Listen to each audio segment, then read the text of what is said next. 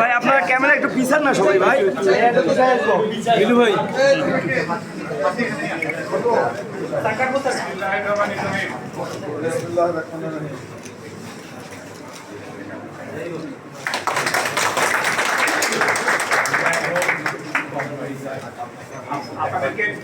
করে নিয়ে আমন্ত্রিত অতিথি নিয়ে সরাসরি স্টেজে এসে আসন গ্রহণ করার জন্য আমাদের সাথে ফাউন্ডেশন বাংলাদেশের কান্ট্রি ডাইরেক্টর সাবেক সিনিয়র সচিব জনাব আসাদুল হাবিব তুলু আমাদের মাঝে উপস্থিত আছেন আরো ঊর্ধ্বতন কর্মকর্তা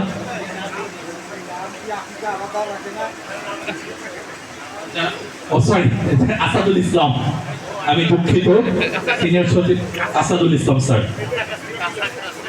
জনপদে সর্বপ্রথম এবং সোনার বাংলা ফাউন্ডেশন বাংলাদেশের 26তম ডায়ালাইসিস সেন্টারের আনুষ্ঠানিক যাত্রা শুরু হচ্ছে আজ লালমনিরহাটে হেলাল আহমেদ সিয়াম SBF nursing institute Lalmonirhat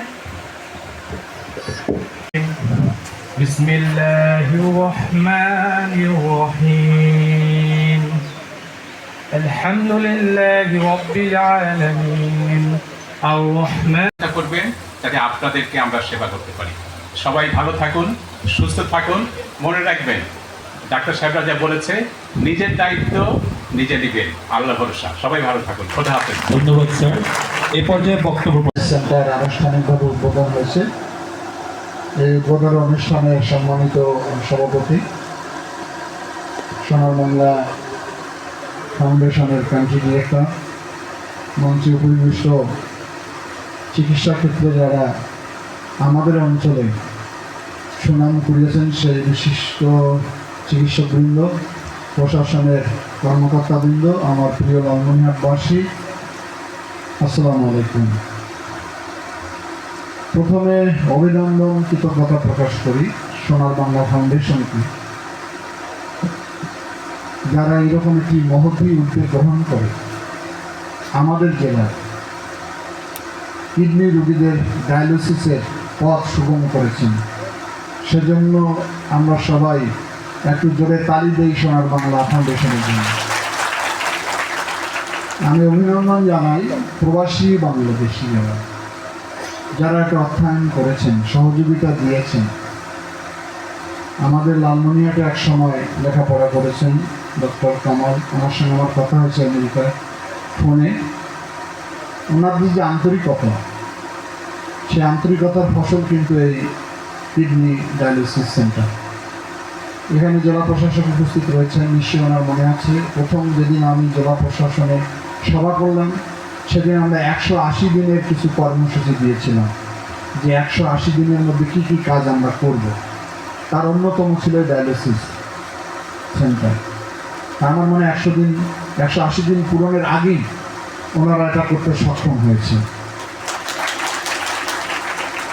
kidney রোগের প্রতিরোধ কী করতে হবে এগুলো বিস্তারিত আলোচনা হয়েছে, আমি সেগুলোতে যাব না, একটু পরে আমাদের আগুন দিয়ে দিবে। সোনার বাংলা ফাউন্ডেশন এটা 26তম ডায়ালিসিস সেন্টার। এটা আমাদের জন্য সৌভাগ্য। একটু আগে স্পেশাল বলেছেন অনেক বিভাগীয় সহায়তা করা সম্ভব হয়নি। আমি সোনার বাংলা ফাউন্ডেশনকে বলবো, শুধু স্বাস্থ্যসেবায় আপনারা এই জায়গায় আপনাদের কর্মকাণ্ড সীমিত রাখবেন না। আমি পথ চলতে চলতে কান্ট্রি ডিরেক্টরকে বলছিলাম যে আপনি আমার এলাকায় মা এবং শিশু হাসপাতাল করেন, জমি যতটুকু লাগে আমি আমার পক্ষ থেকে দান করলাম। এটা ডাক্তার সেলিমা ওনার এই দানের মধ্য দিয়ে কিন্তু এত বিশাল হাসপাতালের এখানে জন্ম হয়েছে বা সৃষ্টি হয়েছে।